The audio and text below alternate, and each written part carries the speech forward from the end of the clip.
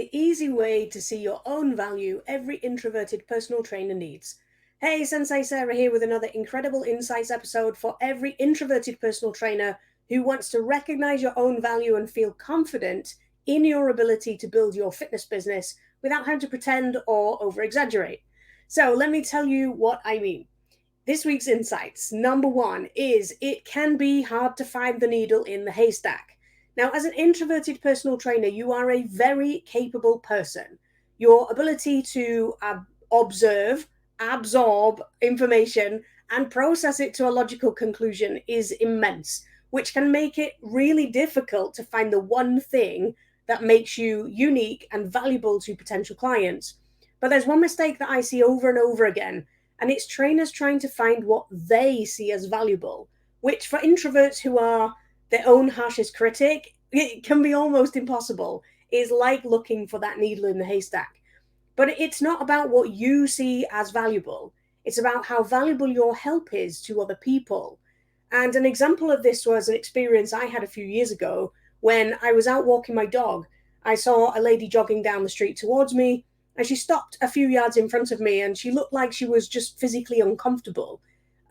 So I asked her if she was okay, and she told me that she'd been struggling with a pain in her hip on and off for a few days, but she was on her way to lead a running club in about 10 minutes. So she didn't really have time to talk to me for long, and she didn't know me from Adam. But since injuries is my area of expertise, and I'd had a lot of experience working with triathletes at that point, I suggested that she try one of my injury hacking movements to see if it helped.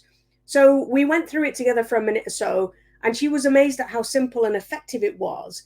And I knew that she was just determined to run with her club, regardless of whether I intervened or not. And it was something simple that wasn't likely to cause her any more problems. So it was this tiny little thing to me, but I happened to bump into her a few days later, and she couldn't stop thanking me. She'd run without pain with her club after I'd seen her, and she'd been pain-free ever since because she was doing the movement whenever she remembered. And of course, to me, giving her that movement took a couple of minutes of my time, and it just felt like nothing, because I know just how much more I could have helped her. But to her, it was everything.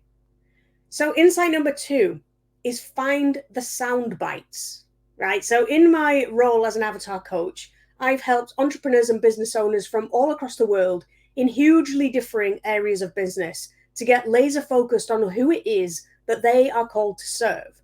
And one of the biggest problems that they have is narrowing down their area of focus.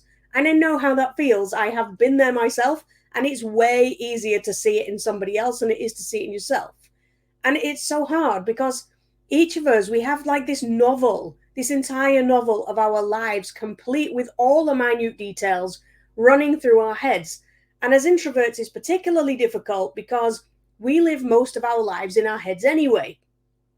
So whether you've been on the planet for 10 years or 100 years, it's very possible that you've experienced a great deal. Like some 10-year-olds have experienced more in life than most 50-year-olds have. And when it comes to finding your value, looking at that length of time can feel quite daunting. Like, which bits do you include? Which bits do you leave out?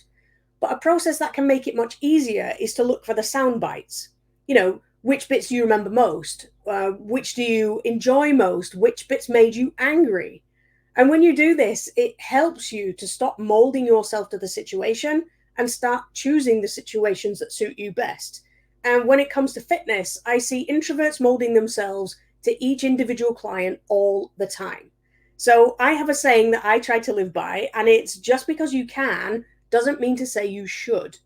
So when you can help one client with their, let's say, obstacle race goals, and another one to lose the baby weight, and another to be able to play with the grandkids, you're really only scratching the surface of what you can really do, which makes your work feel insignificant and not very valuable because it's just not meaningful enough. But when you can dive deep into your knowledge and expertise and really get your brain stuck into the details to really try and challenge yourself to help the people that you really care about helping, now that puts a little glint in your introverted eye. So insight number three is stand on solid ground. Have you ever had a teacher that really didn't know the subject, just the syllabus? I have, and it feels crap for everybody involved. I remember doing my level 4 exercise for low back pain specialism, or whatever it was called back then. I think it was in 2014. It was a pretty new course at the time, and the girl that was teaching it was lovely. She knew the syllabus backwards, but as soon as we got to questions that were more detailed, she didn't know because she didn't have any experience actually doing what she was teaching or any knowledge in the areas of injury. But I'd come to the course hoping to find some kind of bridge between my work as a sports injury therapist and my work as a personal trainer. And unfortunately for her, I did know the answers to the questions the class was asking. So they started asking me, which made me feel really uncomfortable. It made her feel really awkward. And pretty much everybody was just disappointed in the whole experience. And the lesson that I learned from this is to only teach what you truly know. And as an introvert, your confidence will be at its most fragile point when you're not standing on firm ground. You'll start to feel like an imposter, you'll start to doubt yourself. And, we're already pretty good at that anyway, so we don't really need any more help in that department, do we? So really, the bottom line in this video is that the value you bring to your clients is your unique blend of your knowledge, your experience, and the passion for the group of people that you're trying to help. And I can tell you for certain that if you don't care about the people, you really won't get very far. I wasted way too many years listening to triathletes argue over which shoes, bikes, chain sets, cleats, wetsuits, and other tiny details that I had absolutely zero interest in. But I was listening to them because I was trying to build a business. And when you focus on looking at the things that matter to you, it's much easier to recognize your own value without having to pretend or over exaggerate.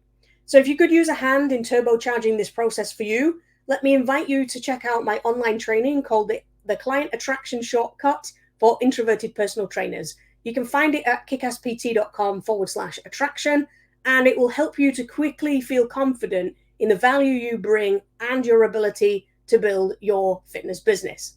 So that's pretty much all I have for today. If you liked this video, don't forget to like it, share it, tag your friends in it, all that kind of stuff. Thanks for watching. I'm Sensei Sarah, and I will see you on the next episode.